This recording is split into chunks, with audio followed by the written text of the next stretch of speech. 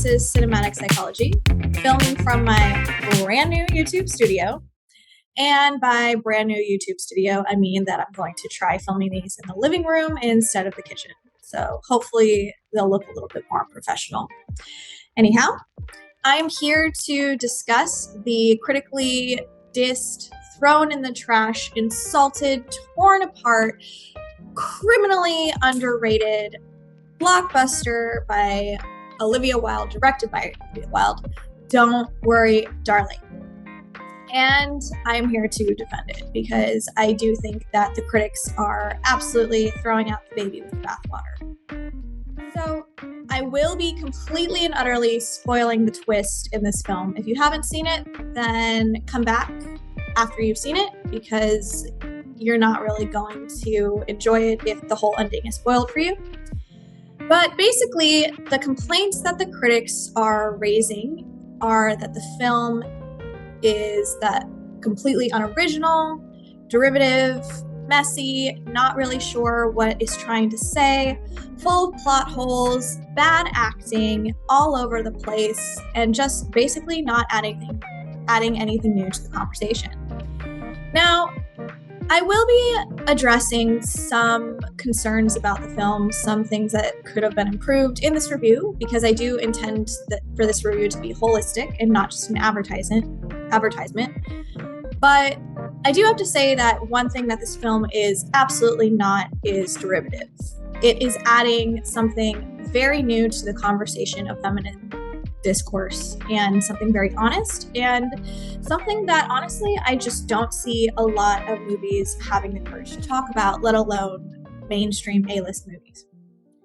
So the film centers around Alice and Jack, who live in this sort of 1950s ideal community where they just have everything they could ever want. They have friends, they have a great job that, takes care of all of their material needs. They get along great as a couple. Their love life is just thriving and everything is picture perfect ideally. The husband goes off to work and Alice cooks and cleans and spends time by the pool. She doesn't really have much to worry about. Don't worry, darling. And everything is fine. But here come the spoilers, which I'm sure won't be surprising to anybody because if everything stayed fine, there wouldn't be much of a film. Things start to go wrong. Alice's friend starts acting fruity-loopy and weird, and then she goes completely nuts. And then Alice decides to wander off into the desert and she touches some sort of wall, and then Alice goes fruity-loopy nuts. And the majority of the film is Alice going fruity-loopy nuts in this 1950s perfect world. Now, it's really the twist that kind of sells the movie for me and makes it original and unique. And here comes the twist ending. This is the biggest spoiler. If you haven't seen the film already, just move on now. It turns out that the reason Alice was going fruity-loopy nuts was because the wall that she touched was sort of an exit portal of the video simulation that she was living in. In the real world, she's living in the present day. She was a doctor in a dysfunctional relationship with Harry Styles, except in the real world, Harry Styles is greasy and zitty and smelly, whereas in the 1950 world, he's took a bath. I don't know. And basically, their relationship failed because he was kind of a loser. He wasn't really keeping up with her financially, and she was exhausted because she was a doctor and he couldn't handle her not having time for him. They broke up. And so then he was listening to some sort of red pill, blue pill, I don't know, whatever kind of pill guys go online to take when they pill up, that basically told him that, we have to go back to the 1950s, to the way things were. This is the right way. This is the better way. And sold him on this virtual reality. And he broke into her apartment and put her underneath some sort of drug and zapped her brain and forced her into this idyllic life where they're perfect and happy. He's the breadwinner, she's the happy housewife, and everything is fine and well and dandy, like cotton candy. And after she finds out that this is in fact what happened, she of course feels betrayed and violated. I myself, watching the movie, got the biggest case of the ick that I ever got. Absolutely turned off by Harry Styles. Then again, he already kind of had that effect. But anyways, and at the same time, he gets on his knees. He's begging her to, just accept happiness, accept that they have this perfect life. Why go back to modernity? They were miserable in the modern world. Just stay there, stay there. And she doesn't really make up her mind or come to any strong conclusion until he starts choking her or trying to strangle her. And then she just bashes him on the head with a vase, and then everybody's chasing after her, and she's forced to escape the virtual reality or die. And when she's about to leave, she has her doubts about if she wants to return to the real world. And while she's standing there at the exit, she has a memory of the idyllic form of Jack, the fantasy form of Jack hugging her, and she mourns that before being forced into the modern world.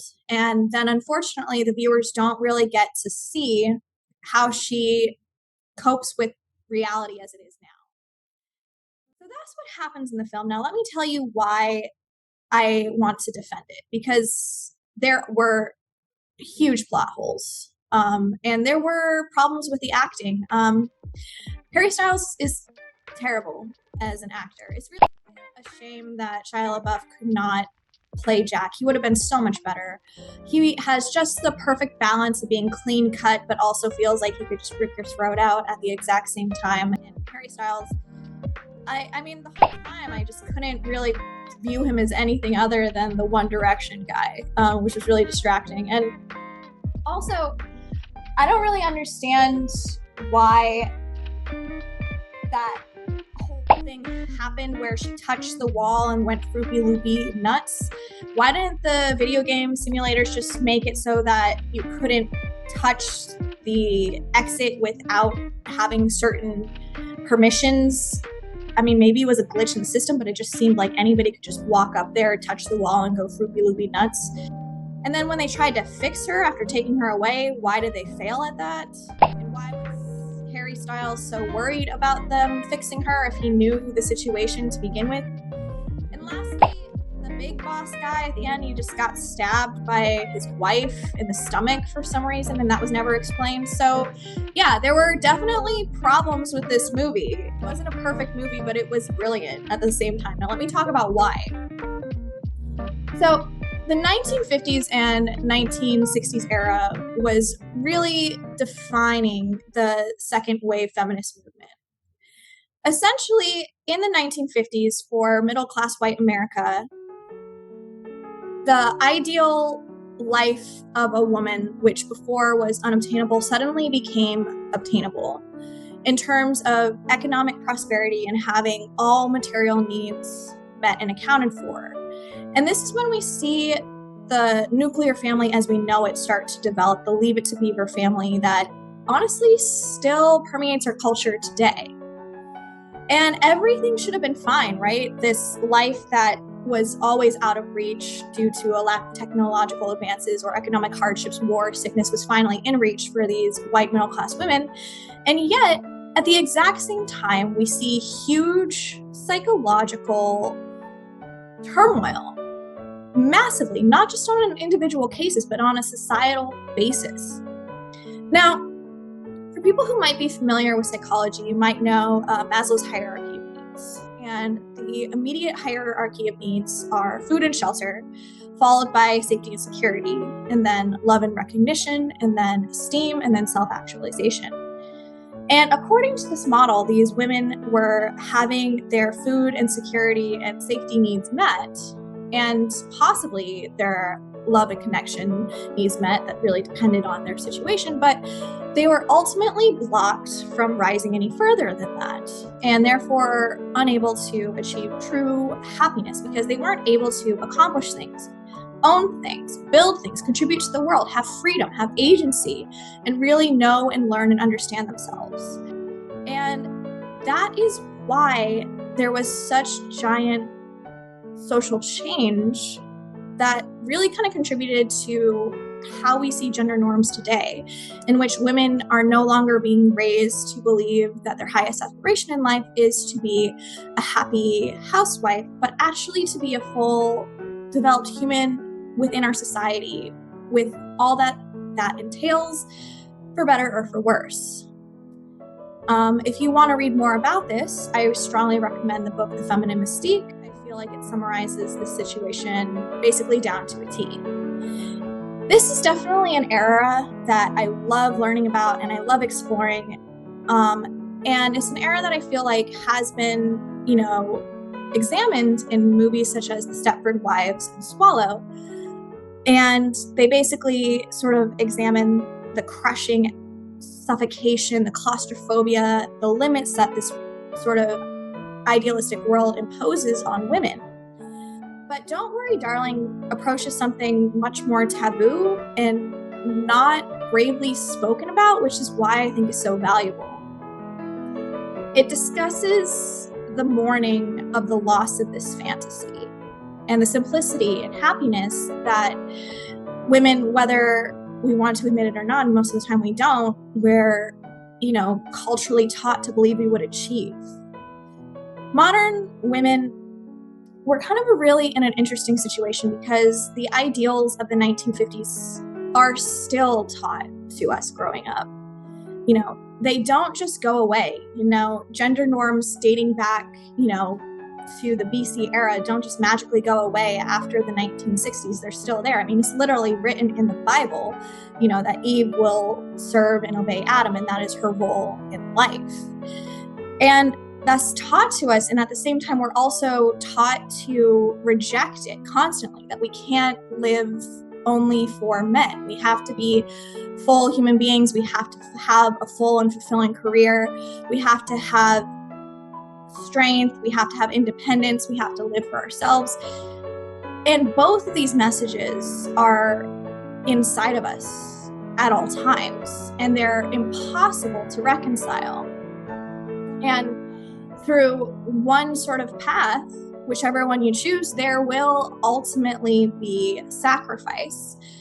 With the idyllic 1950s housewife, Don't Worry, Darling, shows directly the lack of freedom, the lack of agency, the lack of independence. And, Alice mourns that, Jack or Harry Styles or whoever stole that from her without her consent.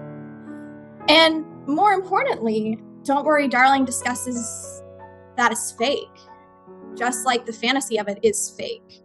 And, if you talk to people who are older, who have actually lived through that era, they didn't have this perfect, wonderful, happy life. And these men that they were taught to, basically live for, betrayed them, cheated on them, were not the idealistic husbands that would make that perfect life possible. Just like in the film, the real Jack was not Harry Styles after a bath. He was Harry Styles who never bathed for some reason, but he was weak, he was insecure, he wasn't glamorous, he was a real human being, and that is what reality is. However, when you go for modernity, you sacrifice the fantasy that is still inside of us.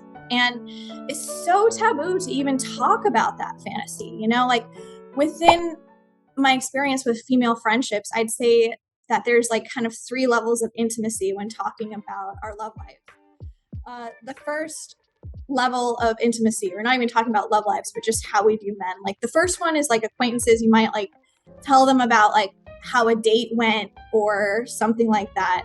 And then the second level of friendship talking about men is men are trash. They're worthless. they're just inferior to women. And to my male viewers who are hearing this for the first time, yes, almost all women have this conversation when you're not around about how we just hate all of you. Once you've actually become a friend of a woman, I guarantee when men are not around, we're talking about how you guys are just useless.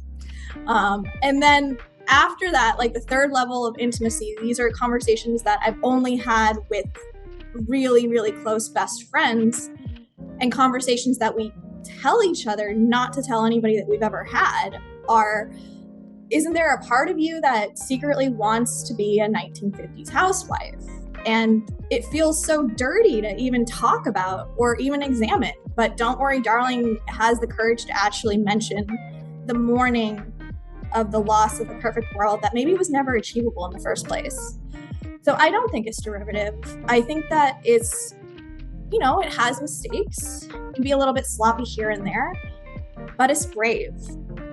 And when it comes to art, basically the only thing I care about is, does this piece have the courage to tell me something about human nature and existence that's true and honest and relatable? Courage and honesty are what I look for in art. And I do think that Don't Worry, Darling has that. So I think that it is underrated, and it does add to the conversation of what it means to be, at least a white middle-class American woman. I don't know if it's, fully in capturing the whole feminine experience, but it does capture a part of the feminine experience. And I recommend watching it. So with that being said, goodbye.